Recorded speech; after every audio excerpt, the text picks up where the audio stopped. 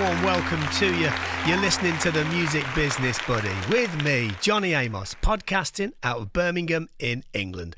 I'm the author of the book, The Music Business for Music Creators, available in hardback, paperback, ebook format. I'm also a music creator with a variety of credits. I'm a consultant, an artist manager, and a senior lecturer in both music business and music creation. Wherever you are and whatever you do, consider yourself welcome to this podcast and to a part of the community around it. I'm here to try and educate and inspire music creators from all over the world in their quest to achieving their goals by gaining a greater understanding of the business of music. Okay, so in today's episode, I am interviewing session musician and content creator, UK-based Rich Watson. Now, Rich is a touring and studio guitar player with a portfolio of work for theatre productions and major labels and independent artists, people like Beth Ditto, Becky Hill, many more. He's also been on television and performed on the likes of MTV Brand New and later with Jules Holland and various others. He's also toured the world playing with different artists, whether that would be theatre productions or on tour with artists. And he's also a very, very innovative remote session player. And that's something that I'm going to be talking to him about in this interview, is his approach to his work, in particular with Musiversal, which is a remote online collaborative platform for people to be able to work with musicians at a very, very high standard. It differs a little bit from the kind of platforms like Air Gigs and Sound Better, in as much as that you have to go through a rigorous audition process to be able to be on that platform. So I'm going to talk to him about that. I'm going to talk to him about the intellectual property that is or is not attached to it and various other things. He is a wonderful guy, a very enlightening, wonderful person to be around. He's also my go-to person for anything kind of guitar tone related. He's brilliant. I think you'll really enjoy listening to him. So I will hand over to the interview now. Here we go. Rich Watson, welcome to the Music Business Buddy. It is good to have you here. How are you? Pleasure to be here, Johnny. Thank you for having me. Oh, it's a pleasure. You live like just down the road. Literally 5 minutes away. This is brilliant. Just the other side of the graveyard, appropriately. I've tried to make it very, very convenient for you. For those that don't know, so a podcast out of the Jewellery Quarter region in Birmingham, and it's a nice part of the world, Rich, right? You live here. It is, and I do. Yeah. That's nice. Well, I'm glad to have you here. I wanted to talk to you on this podcast for ages, Rich. And so I'm so intrigued by what you do and how you do it, right? So let's get into it. So let's start by talking about the range of your session work. Do you find that there's a kind of seasonality to the type of work you get? You know, when you compare sort of the studio side, the live side, the remote side, thinking about festivals, that kind of stuff. How do you balance all that? Very much so. And it happens on a yearly basis in terms of the literal seasons. So you have periods where they are, of course, busier with festivals like the summer. But with me, it's also changed year by year as well. So there's been seasons of life where I've been doing pop session work, and that's morphed into theatre shows or pit work or touring shows. That's morphed into recording work. So literally usually about every 2 or 3 years, I seem to make a little bit of a shift in terms of where I'm spending more time. Okay. Sorry, the term pit work is always... I mean, I know what it is, but for those that don't know, Rich, you don't go down to a pit or I don't know, fight in a cage. You do go down to a pit, but it's not as scary as it sounds. No, this is with musical theatre. And it's in situations where the band are not part of the show in the sense of being visible on stage. With some shows now, for example, you know, there might be We Will Rock You type shows where they might want to bring band members out, musicians out, and have them actually be part of the show.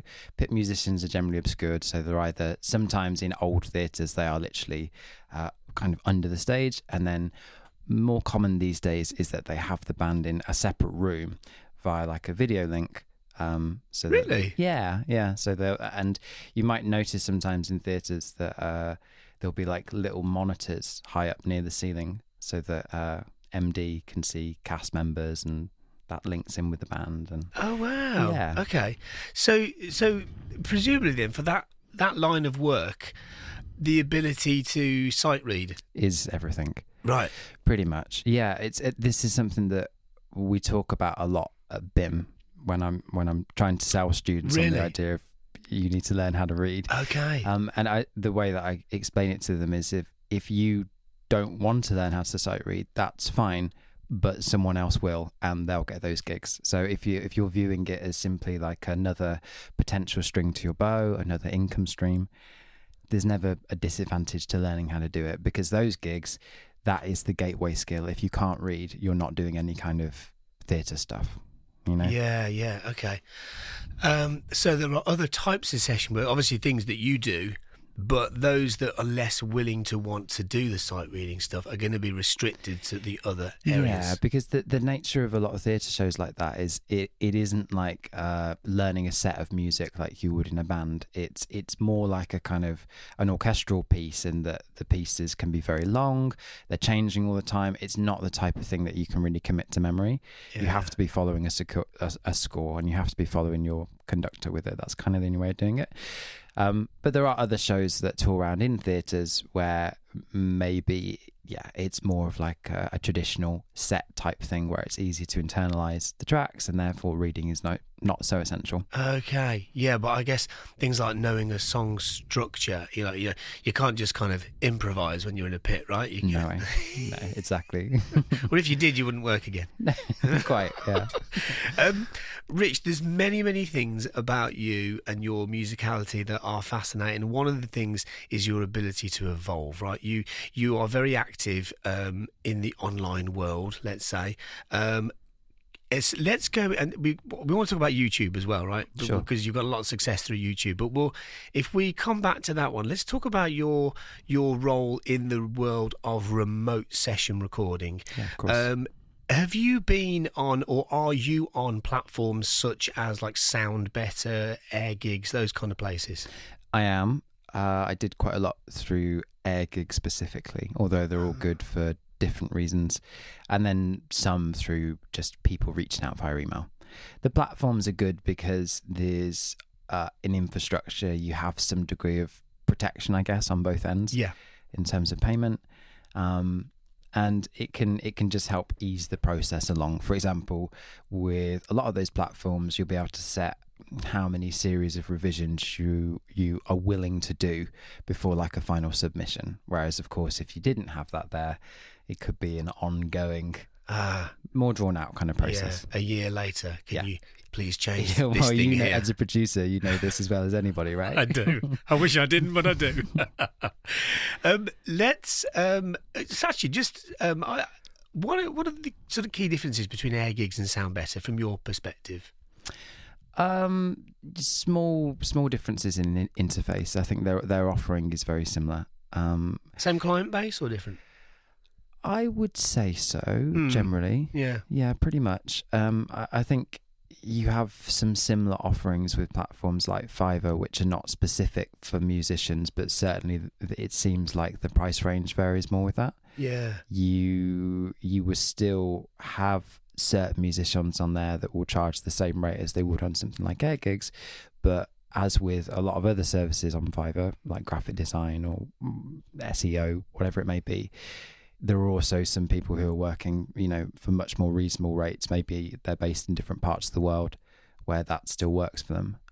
So for sort of younger up and coming artists, something like Fiverr can be a little bit more accessible in terms of finances. Yeah, totally.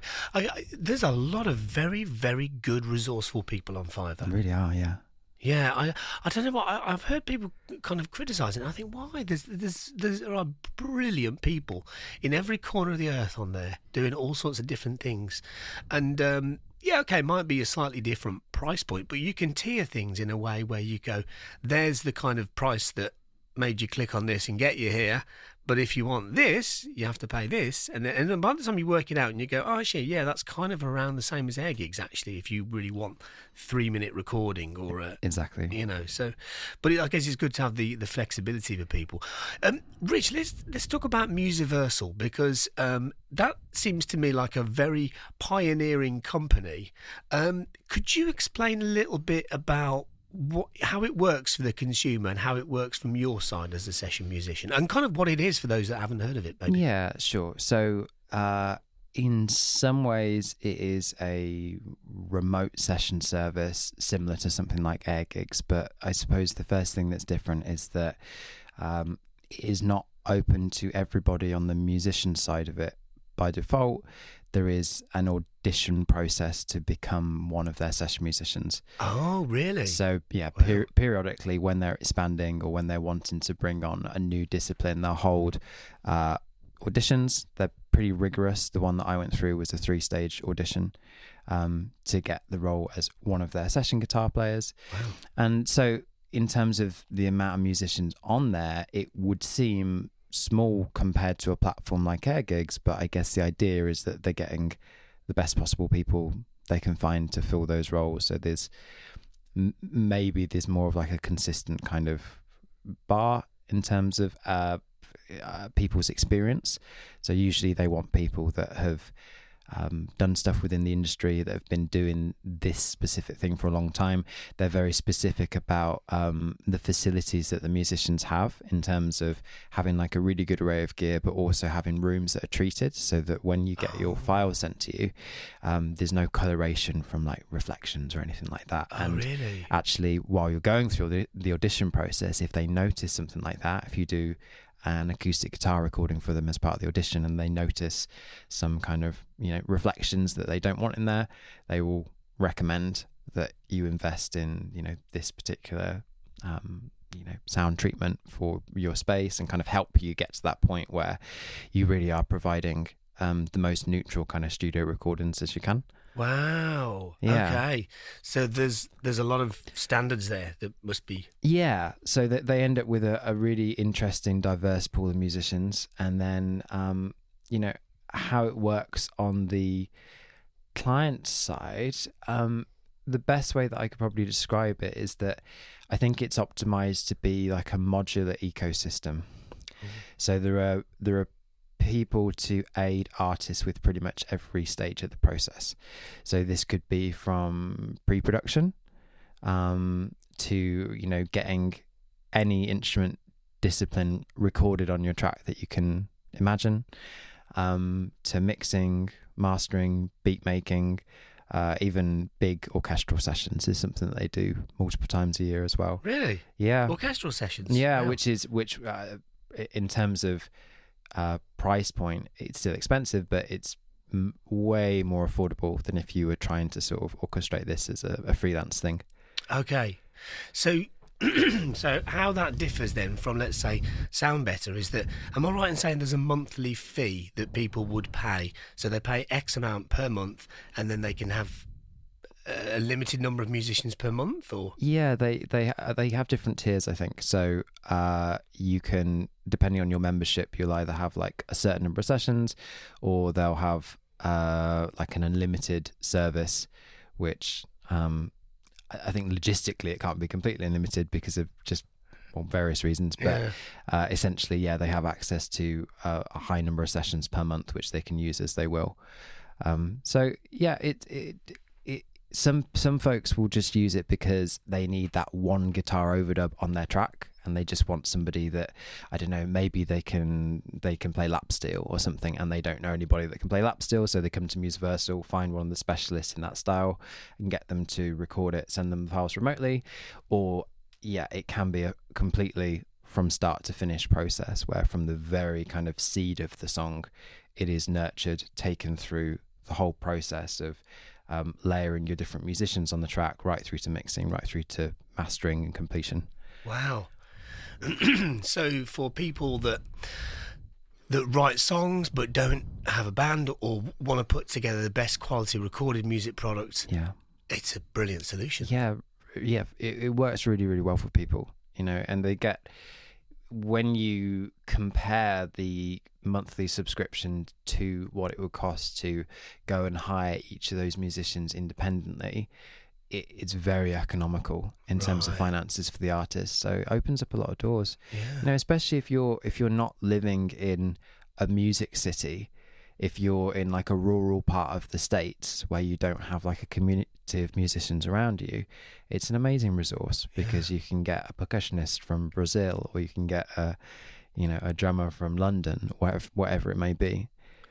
Well, yeah, and even if you are in a big music city, there's the advantage of the sort of, that protection you were talking about earlier, the sort of e-commerce protection that you get when you buy something from, I don't know, it's just safer to buy off eBay than it is Facebook Marketplace, for example. It doesn't mean that it's impossible to buy off Facebook. It's just there's a transaction in place that comes with a set of rules, right, that have to be adhered to, and if they're not, then you can chase it up. And so if you're working in a more, and I don't want to say rogue way, but if you're working in a more kind of casual way, let's say, oh, let's hire this person, let's pay this person to come and do this, and they come to a studio like this, for example, or wherever. If there's no paperwork in place there, you're not going to be able to get clearance on those musicians. Whereas if presumably that is all built into what Musiversal offer. It is. Ah. Yeah, it is. So you, as one of the creators on that platform, you get paid and remunerated for your time, but do you keep any sort of intellectual property on? No, it's really, I suppose the model is similar to what it would have been for a lot of studio musicians in the day, in that your fee is really you're releasing that work into the world. Okay. So you're kind of relinquishing other rights for your salary, essentially. Right. Okay.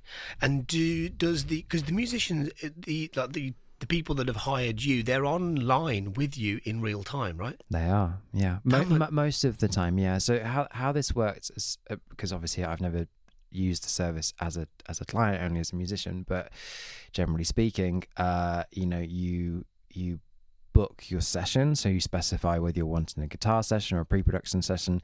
You then have your option of who you book your session with. Everybody has profiles on the platform, so you can see who's a specialist in what style of music.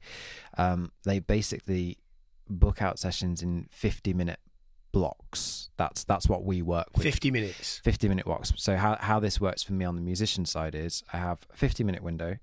The first 15 minutes of that window are not with the client. It is downloading the resources that the client has uploaded to the cloud. And what this should be is basic info like key, BPM, sample rate of files to be delivered, things like that. They should also upload a chart. Sometimes that happens, sometimes it doesn't. And then they upload instrument stems. So usually 4 or 5 stems for us to lay out our project. In that 15 minutes, we are downloading everything, building our project. So importing all the stems, importing markers into it, and sometimes charting the song in that period as well, if we haven't got a chart or if the chart could use a little bit of work. Okay. Usually I would kind of use that time to start having a couple of listens through it and to jot down some ideas for parts. Client joins you then 15 minutes in, and you have roughly kind of like, I would say 25 minutes of working with each other face to face, and then the last 10 minutes of that session we will usually use to package up, export their files, and then upload them to the cloud. And then as that session ends, the next one begins on the minute. Really? Yeah. Wow. Yeah. So that's when your next 15-minute prep period begins, and so on and so forth, for however many hours you're working that day. That's fascinating. Yeah. So talk about musicians that have good timing. I mean, but as you and I both know, Rich, right? Project management, time management, it's all a big part of all this, right? So, sorry, I'm just thinking about the things you said. That does sound intense. It is. It's a baptism of fire. I mean, and this to give them credit, they're such a nurturing company, and they're so nice to work with, because one of the things that I suppose the audition process is, it has a dual function in that, apart from the fact that they're assessing you, they're also getting you acclimatized to their way of working. So they are the first kind of audition you do, they're quite relaxed about the time frame that you're doing it in. So I think I went over by like 10 minutes the first time I did it, but then as you go into stage 2, there's much more pressure to kind of adhere to their time frame that's necessary to keep sessions running without anything running late, basically. But what about if you've got like a fussy musician that kind of, I'm trying to word this nicely, but ballistically correct. that kind of procrastinates Yes. a little bit too much, and you think, oh, you're eating into the time here. Like, that must be quite difficult to manage. Yeah, it happens for all sorts of reasons. It you get all sorts of extremes. Sometimes people are not very organized. I mean, how I would generally organize my day was that I wouldn't simply wait until it was that 15-minute window to start downloading resources, because sometimes you can find yourself with something really complicated, or something that it takes a little bit, the prep of everything takes a little bit more time. Maybe you need to set up a particular rig, maybe you need to do something in like an altered tuning. So I would generally spend like my morning before I was going to have a day of sessions just going through client files and have a listen through everything, just to get mentally a little bit prepared for what's coming up. The clients that are most organized and they send you stuff in advance, so I actually have it that morning, and send you their charts, they have their stems nice and organized. That usually means like the workflow of the session works really, really well. Okay, some clients, they're a little bit less organized, so maybe you're not getting your files until 2 minutes before the session begins. Maybe they haven't thought so much about direction to give you, whereas other clients might give you actual audio references, or they might give you like a really strong kind of written description. So yeah, there's a lot of variance, but the more organized folks are and the more clear they are about, either they know they want something really specific, or they are just willing to trust the process, and they've researched you and what you do enough to go, I kind of trust your sensibilities in this, and I want the choruses to feel like this, or I'd like an instrumental section here, and then they just kind of leave you to it. And those generally are the sessions that work really well, deliver the best results for the client, and leave everybody feeling happy and good about it, Yeah, okay. Wow, well explained. Okay. God, I want to try it now. It sounds fascinating. Do you know, so I'm just thinking there, Rich, about, because I know how incredibly efficient and brilliant you are at your work, right? Your knowledge of like tone and amps and pickups and all these things that you have grafted at for years, right? Just a big nerd, that's all. Big geek. It's cool to be a nerd now, isn't it? So I'm sure within that sort of creative half an hour period, you can nail it, right? If you're kind of left to your own devices and given the space to do so. But I suppose it's one of these things whereby, and I suppose this is applicable to all sorts of different session work areas, is that, it's like, do you want to tell me exactly what you want? Or do you want me to do what I do? Because they're two really different things, right? Yeah. That's tough to get right. Yeah, for sure. And again, it probably comes down to how much trust the client has in just the process. And it seems to be the more experienced people that have the more trust. Yeah. But, also some people have good enough awareness and sort of foresight that if there's something where they know they're not sure what they want, they'll sometimes book a double session, or I've even had people book 4 sessions with me back to back, just because they know that they're searching for something and that trying to get there within the confines of effectively kind of 25 minutes of tracking time is going to be untenable, or it's not going to potentially deliver the best results. And I used to love those sorts of clients, where you've got literally kind of the best part of 3.5 hours together to work on something. It's great because you can explore all sorts of avenues together. You can get really dorky with sound design, and that's good. Okay, so some people do that. They'll book multiple sessions so that they have longer with you, which is always super fun. Those sessions were always a little bit more like a kind of creative collaboration. Yeah. You're really building something together, and there's a dialogue and there's a discussion about it, whereas other folks are super focused and they know exactly what they want, and they go, I want a guitar solo between bars, this and this, or I need 3 overdubs in the chorus, and that's great. That works really well too. Right. Okay, that's interesting. Can I ask you then, in that case, about, and I know I alluded to this briefly earlier, but when you've played on someone's recording, whether it's through a remote or through other types of studio work, for example, do you expect that the rights holder that's registering that recording puts in there Rich Watson guitars? Is that because there's a lot of people that don't do that and should, right? So that you can kind of get like your neighbouring rights. It's very true. Yeah, it's easier to manage, I suppose, when you are working freelance and you're managing your own sessions, simply because you're probably dealing with a lower volume of clients and there's probably a little bit more time spent on each project. So you develop a bit more of a relationship with the client and you can talk about stuff like that.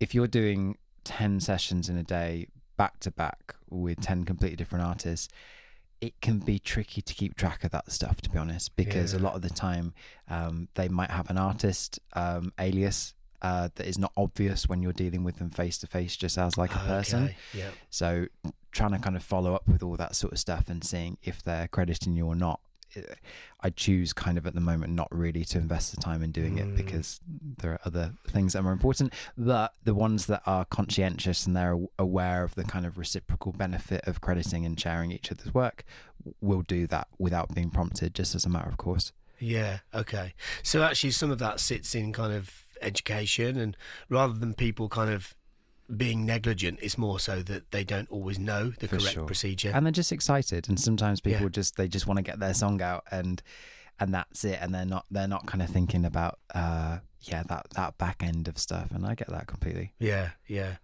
No, good point. Okay, so just for the benefit of the listeners, what I'm referring to there are neighbouring rights, which featured in last week's episode, where I talked about collectible rights. So let's talk about let's talk about YouTube. Can we do that? Sure. Because you're so active on YouTube, Rich. You do such a good job. And actually, in regards to your sort of content creation, a lot of your remote work has actually come through your YouTube channel. It has. Could you tell us a little bit about how that's worked for you? Sure. I mean,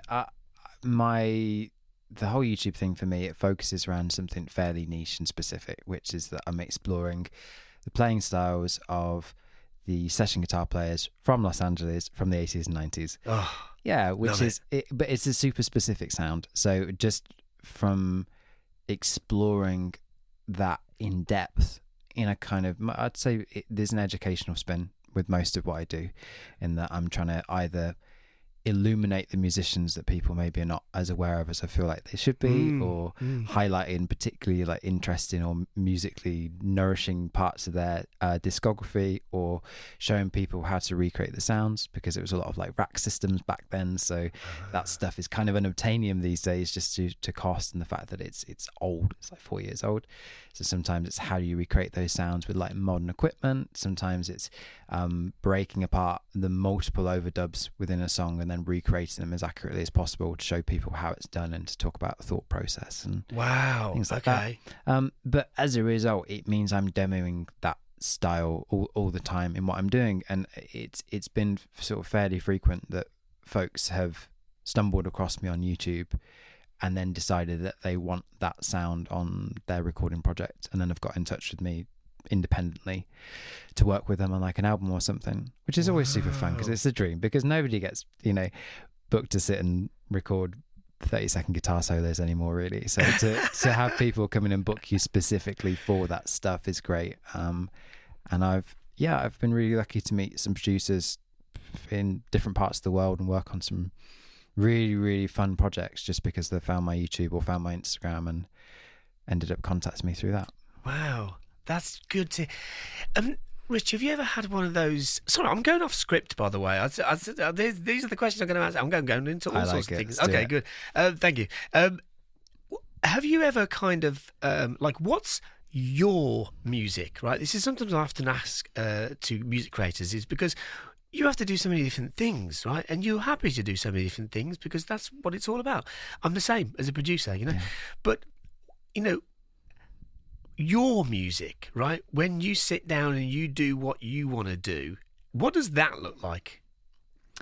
Well, I always had a bit of a split personality on that front, because there was always the kind of the conflict, I suppose, because between the music that really resonated with me emotionally from like a songwriting perspective, and then the stuff that I found really interesting from a guitar player's perspective, you know. So I was split between two roads. Of down one road you have a lot of 90s alt rock, you know, Nine Inch Nails, Stone Temple Pilots, Jane's Addiction, a lot of film music, because that stuff is like highly emotive. So I'm a big Thomas Newman nut. And similar composers within that kind of area, like Max Richter, or like Brian Eno when he was doing his kind of ambient stuff back in the 70s.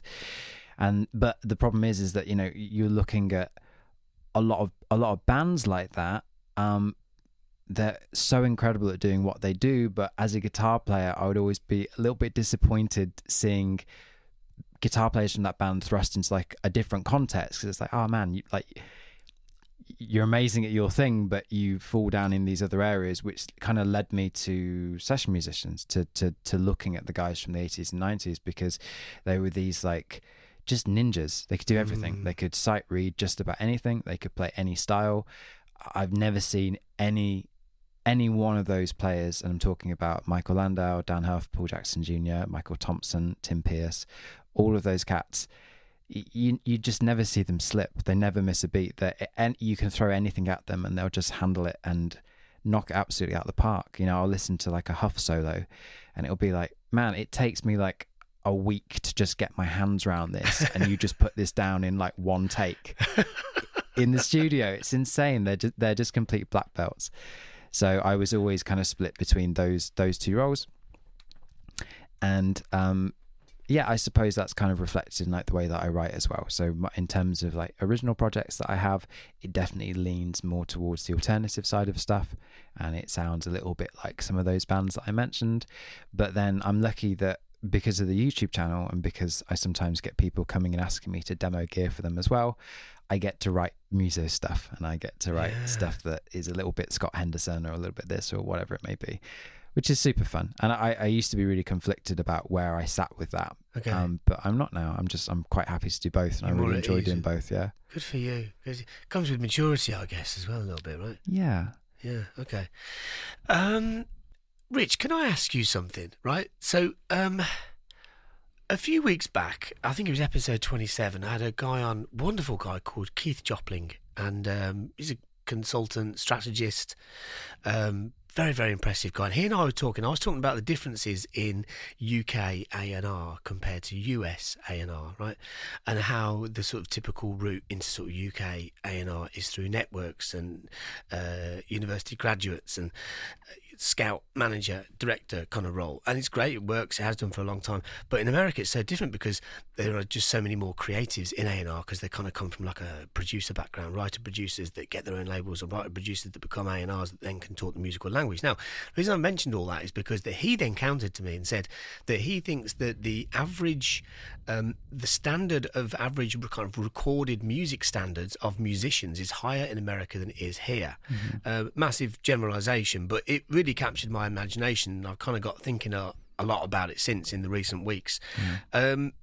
What I just said then perhaps falls in line with what you were saying there about those session musicians from that time.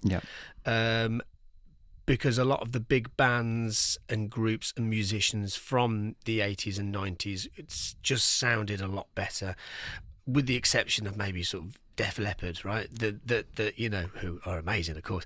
But so much of that was coming out of America. Yeah. Do you think Keith is right? I think it's in some ways it's difficult to compare the music industry of the 80s to what it is now, because so many things have changed. I think the reality of why so many of those guys were so good, there's probably a few things that come into it. I think one, LA unquestionably was probably the recording city at that point. I think Nashville has always worn the songwriting crown, but I think particularly LA was such a fertile place for artists in the late 70s, 80s, early 90s.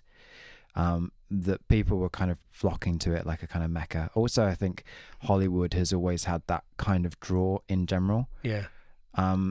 So I think that you're probably getting some of the best and brightest migrating towards that town. You had a lot of recording studios, and I think that the ability of the session musicians was largely necessitated by it was no small investment, to hire out a place like that. I mean, you were still at the point then where you really needed kind of record company intervention and support to actually hire out a studio. You wanted guys that could get the job done as quickly as physically possible to the best possible standard. And I think that's why these guys came up. And there was that's a lineage that pretty much went back to the Wrecking Crew. I would say they were the first like contemporary version of what we think of as being a session musician these days. Before then, it would have been guys who were more, absolute reading ninjas, but there was a limited creative input into what they were doing. Okay. Wrecking Crew, sort of 50s, 60s, were the first that were transforming people's music through their own expertise. So they weren't just playing what was written, they were writing all of their own parts. And that was a big change from like the 40s, for example. Interesting. And then that kind of became the model for session musicians. And then decade by decade, you seem to see an advancement. So, after that, you had guys like, I guess, Larry Carlton in the 70s, Jay Graydon playing on a lot of like Steely Dan stuff.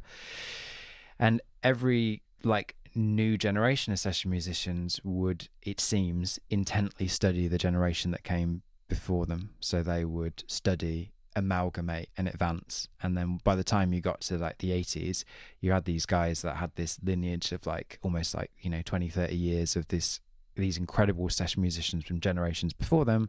They would go and learn all of those records and then blend that with the kind of modern 80s rock stuff that was coming up within the original band scene at the time. So you had these guys that had the mental chops of a jazz musician, but the physical playing chops of like a high octane 80s rock player, Wow. That's a good combo. Yeah, it's pretty cool, right? Which is why I think we kind of hit like a little bit of like a peak of musicianship in terms of studio guitar players in like the 80s and 90s. It was that point. And then, what happened? Well, obviously when Pro Tools came in, suddenly we had an easier mean. Well, not initially. I think everyone called it Slow Tools at first, didn't they? An easier means of editing audio. And as computing got better, that became more and more efficient. And of course, you reach a point where you don't necessarily need the best musician in the city. You can get your mate to do it, and it doesn't matter if he does 60 takes. From that, you can comp together a usable guitar part for your record. Obviously I've jumped forward quite a lot. No, this is brilliant. I've never heard anybody explain it like this before. It's brilliant. That shift there. Honestly, Rich, I've never really thought about that before. I mean, generally speaking, that seems to be the kind of consensus of what happened. And there are still musicians from that period who are still working all the time. Michael Landau every year has like a series of new album credits. So he's maintained an incredibly prolific recording career since the 70s up until now, still playing on modern pop and rock records. But he's in a small pool of people, I think, that are still doing those big studio gigs. Again, you have a few other guys in Nashville. There's some incredible guitar players over there. Tom Bukovac comes to mind, of course. That's kind of my theory anyway. So there are a few guys who are still doing the big sessions, but it's a very, very small amount compared to the sort of fertile ground of 80s Los Angeles, where there was also a lot more money, arguably, budget for those sort of projects, compared to now where technology facilitates that's not such a necessity. It's a luxury probably, which is why it's probably reserved for some of the bigger budget kind of projects. Yeah, that makes sense. No wonder you're such a good educator as well as everything else you do, Rich. That was just an absolutely superb explanation. I'm so glad I asked you about that. You mentioned the Wrecking Crew there, by the way. For anybody that's not familiar with them, there are some great documentaries about them. There is. Yeah, there's one made, I think it's called The Wrecking Crew, by Tommy Tedesco's son. He was he was like the grandfather of all session guitar players, and I think as his health was declining, his son wanted to document as much of his life as possible. That's the one I've watched. It's really good. It was on Netflix, I think. Yeah, it's great. And it's just literally called The Wrecking Crew. It is, yeah. Okay. So that's kind of wow. If we erase those from time, that the landscape would have been very different then going forward. Potentially, yeah. Wow, that was who was that bass player? The lady, she was great. Oh, Carol Kay. That was it. She was so cool. Oh my god. It's fascinating, and the thing that one of the takeaways from that documentary that's so interesting is this idea of turnover, in terms of these guys, you know, they were working with the most incredible artists in the world, multiple sessions every day, but they thought it was going to last forever. And it didn't. You had a new generation come in that were hungry and hot on their heels, and as I said before, they kind of assimilated everything those guys could do and then blended it with the modern music of the time.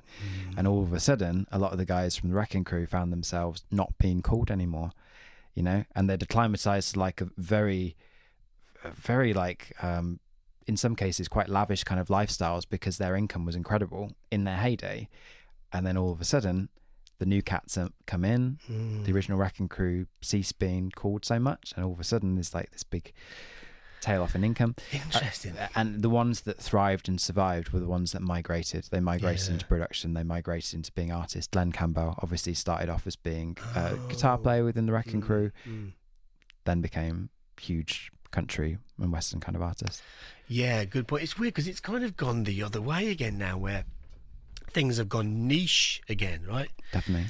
You know, there's a lot of session players, and even sort of mix engineers, where it's almost too much for people to comprehend that, you know, let's say someone like you that can do a lot of different styles, and it's like it makes it algorithmically, it's almost easier to be pigeonholing yourself into, I'm the rock and metal guy, I don't do anything else, which is not true at all, but actually it helps to sell you.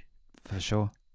No, for sure. It's weird, isn't it? No, you're absolutely right. And this is something I talk to my guys at BIM a lot about, which is that, you know, and it was a misconception I had when I was younger, which is that, you know, I suppose I thought that session musician meant you had to be a chameleon. And there's a truth to that in terms of, and I heard Magic say the same thing on your podcast, which is that being shit hot, as he would put it, that's a prerequisite. You know, that's just in place before you even get in the door. And actually, I think being a session musician in some ways is a little bit akin to being an actor, in that, you know, you can be the guy that blends in everywhere, which would be the equivalent of being like an extra on a movie set, or you can be Willem Dafoe. And it's like, Willem Dafoe is going to be wrong for many roles. Father Christmas, perhaps, you know, but he's amazing at being Willem Dafoe. You know, that's his thing. So sometimes it's actually advantageous to be a really strongly defined character and have a thing that you do really, really well, and have a look that is really defined, because it will make you perfect for that one gig. Make you wrong for loads of other ones, but it'll make you perfect for something. And arguably that can be better than trying to make it homogenize yourself, make yourself too inoffensive in the hope that you'll fit into everything. Does that make sense? Yeah, it does. It makes perfect sense. And actually acting is a great example, a great comparison there. You know, I mean, it's quite jarring, isn't it? Even just as watching, let's say, an actor or actress that you really, really enjoy watching, and then you see them in a completely different light, and you're like, oh no, I want you to be that character. Which is silly, isn't it? I mean, we don't expect that of music. Oh no, why are you playing like slow down tempo music? Come on, we've seen you jumping around. It's like, you can do both. It's you know. So we've talked about your YouTube. What about the live side of the work, Rich? Because you're very busy there as well. How much of a flexibility is there in the creative aspect of the live work? You talked about pit work earlier, and that's kind of, as you would expect, much more kind of linear in its approach to here's the job. You know, prescriptive. That's a much better word. What about some of the other aspects of live work that you do? Is there more of a kind of, right, we need Rich to come in to do what Rich does? And I will echo Magic's sentiments. that again he mentioned when talking to you, which is that if you're hiring the right guys, I think there is a natural intuition in terms of how much flex there is within the music. Okay. So it's not necessarily always about being perfectly to the letter. But if you are deviating, there should be a really good creative reason why you're doing that. And you need to be careful with it as well, because, you need to have an inherent sense of what is important to the song and what an audience and an artist is expecting to hear. Right, I think Magic kind of talked about this and said, if there's this one guitar lick, it's like that needs to be there, and you don't mess with that. If that's like an ear candy moment within the track, or it's something that a vocalist is going to be very used to hearing, you don't change that. You stay with the program, kind of thing. But there might be other situations where maybe there's two guitar parts that are really cool, and maybe you want to comp that, simulate it into being one part. Or do something that has the characteristics of both of them, because you're now serving the function of kind of two guitar parts rather than one, if you know what I mean. So a lot of it, I think, is just experience and intuition, and it's also gonna vary depending on the artist. Sometimes you will get artists, of course, that are very, very, very attached to exactly how it was on the record. It needs to be exactly like that. Others will welcome a slightly new dimension to stuff. So I think learning this stuff completely authentically is the starting point. I think going into a session or a touring, like a rehearsal situation, armed with a handful of new ideas that you already have prepared, so new overdubs, or maybe you've transcribed one of the keyboard parts and moved that over onto guitar, having all that stuff ready so that if it's asked of you, or if there's an opportunity where you think it would enhance things, you're ready to go and you've got it, and you can be efficient and productive. Yeah, that makes sense. Yeah, I suppose it's difficult to generalize as well, because so many different artists are so different, and Rich, there's just going back to YouTube again, just for a moment. We talked earlier, when I said, I wish we were recording this, and you talked about visibility on YouTube. Yeah.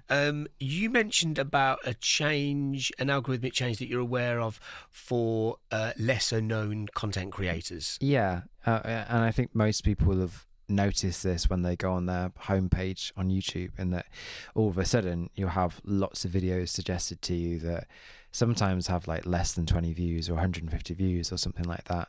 And apparently this is a conscious choice of YouTube in terms of a shift, whether it'll be a permanent shift, I don't know, in the algorithm to promote new creators, which is, I mean, I've noticed this happening for a little while. I'm not entirely sure exactly like when the change was implemented, but this is potentially like an exciting thing for people that are just starting to do the YouTube thing, because if you're doing something great, but your battle is with visibility and numbers, which is often the case. I mean, we all know that you can be doing something amazing, but getting eyes on it is a real challenge sometimes, and it's a very slow burn kind of process.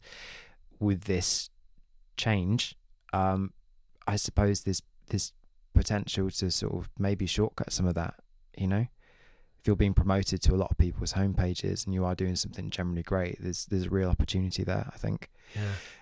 So that's kind of one trend I'm aware of. And the other one that we mentioned was that apparently there is a gravitation in some cases away from such highly produced content. Apparently people are investing more interest in kind of slightly lower production value stuff that's not really edited, that is just documenting sort of a more authentic human experience, which I think makes perfect sense. I think there's probably a fair percentage of people that are fairly fed up with social media and aspects of social media anyway, the less productive, the ones that are maybe a little bit more detrimental to people,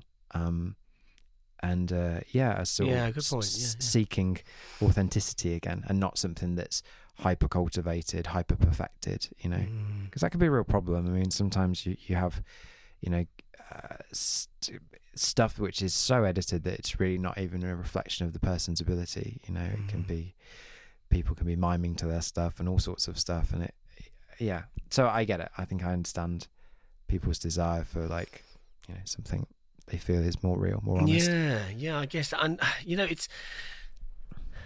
I talk about YouTube, of course, on this podcast. How can you not, right? It's an absolute cornerstone of this industry. Yeah, It's still an absolute heavyweight, and it, you know, it has been for a long time, and I dare say it will be for a lot further, you know, time ahead. But in regard to its influence, that I really like that. I have also noticed the same thing about kind of visibility on less engaged content, let's say, which actually falls in line with the heart of why they started it, right? Because the algorithm, yes, it is good for music. It works for music and tastemakers and consumers, but it's an algorithm that's designed for content creation. And if it puts more of a sharpness on that, that helps other people to achieve what you've achieved, which is that YouTube presence into a working opportunity, you know? Yeah. So, yeah, let's hope that continues. Finally, Rich, what I suppose it does fall in line with that a little bit, but what tips can you offer to anyone wishing to either become or use session musicians in the future? Oh man, that's a big one. Sorry, that's cheeky because that's kind of two questions there, isn't it? Let's simplify it. How about if we look at it through this frame and said, let's take the younger version of you, right? Yeah. And you, let's say you were not you, a younger you in the modern times. What would you be telling yourself? It's funny because this is exactly what I want to write a book about, actually. Really? It's something to my younger self kind of thing. A guitar method book that I would hand to my younger self. But in terms of... Oh, right. Okay. That's good. In terms of... Oh, you'll be so good at that. Sorry to interrupt. You'll be so good at that. Oh, my God. Okay. In terms of the session thing, I mean, I suppose I'll repeat what I will say to a lot of the people we deal with at BIM, you know, a lot of students who are 18, 19 or something. I think the first thing is that you need to make yourself as literate and as highly skilled as you can be within the confines of your craft, you know? So you need all of it. You need your music theory, you need great fretboard knowledge, you need to be able to improvise, you need to have a great grounding in lots of styles, you need to know your gear, you need to have gear that works for lots of different situations, fly rigs, i.e. modelling stuff, or direct to front of house. You need to understand the different architecture of different tube amps, you know, what you would use when for what kind of sound. And it's a pretty deep pool, but I suppose one of the reasons why I'm so into these like 80s, 90s guys is that they're such exemplars of all of that a lot of the time now I just try and direct younger students to those types of players to go, look, this is the bar. Right. That's what you should be aiming at, and you shouldn't really be content until you've risen as close or even surpassed that, if possible. You know, that's what you're shooting for. Okay. And if you're not wanting, if it doesn't sound interesting to you and you're not wanting to do the work, it's cool, someone else will, right, and they'll get your gig, and that's it. You know, it's as simple as that. And that is the reality of it. Is like, cool, you don't want to practice sight reading, it's boring, fine, someone else will, and they'll take those gigs, and that's and that's more income. You know, to be mercenary about it, that's the truth of it. So I suppose I would just give myself a big list of things to work on. I would encourage individuality and not try and neutralize yourself, you know? Like, if you've got a look, if you're like a bit of a rock guy, cool, be a rock guy, own it, you know? Make yourself a character. Take the most interesting parts of your look or your personality and exaggerate it.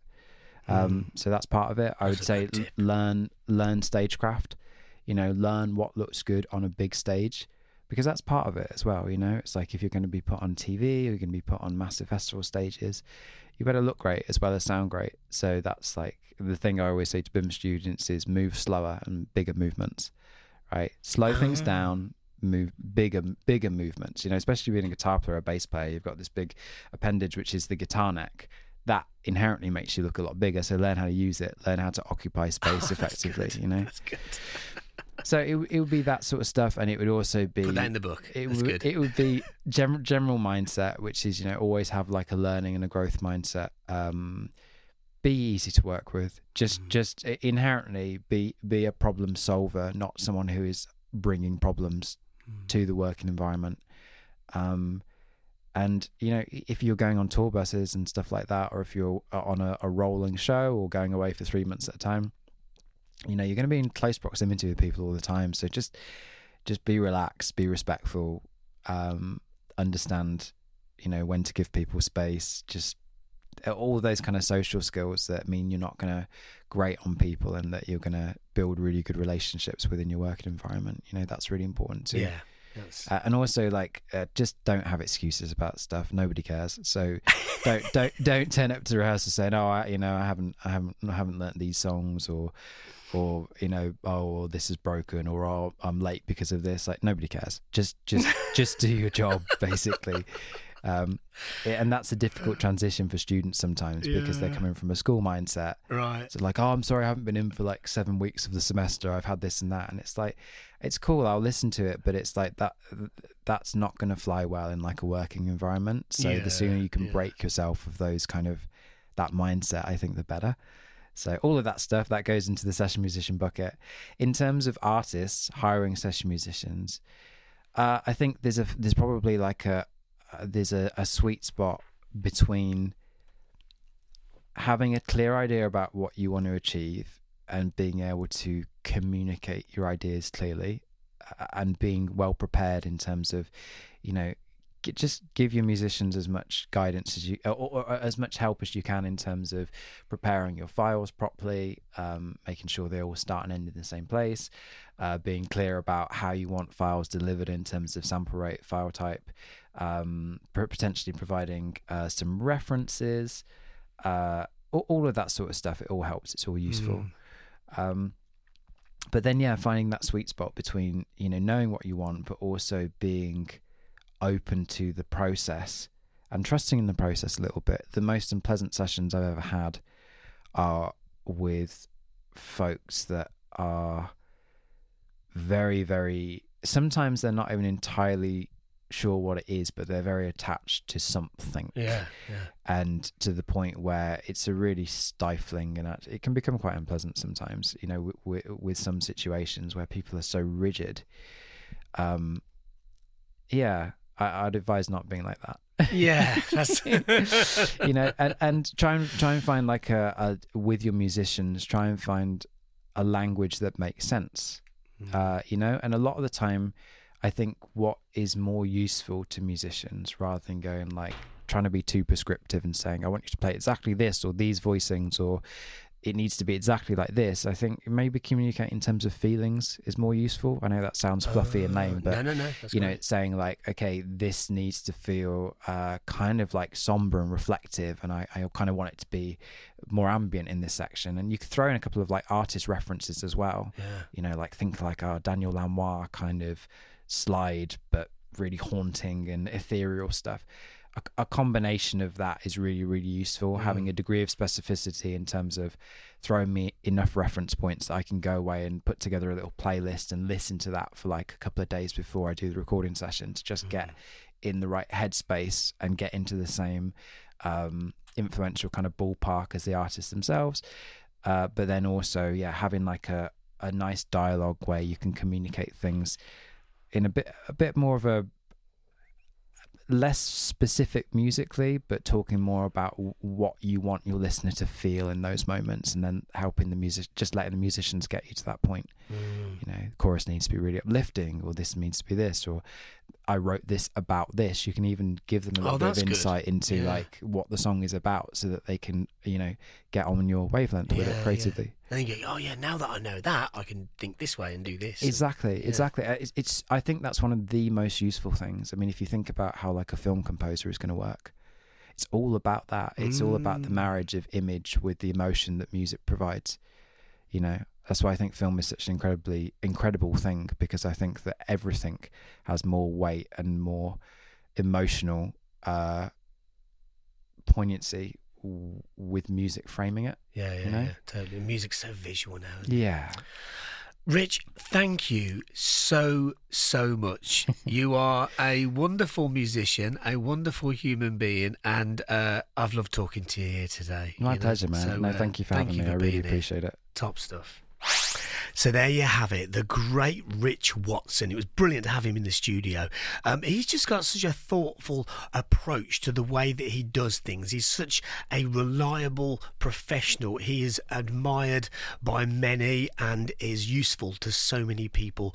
The attention to detail in his work is second to none. He's brilliant.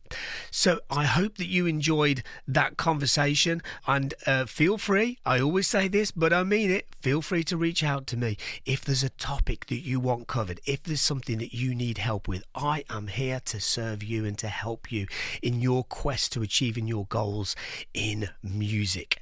Please feel free also to rate the podcast and all that good stuff. I will let you get on with your day. Until next time, everybody, may the force be with you.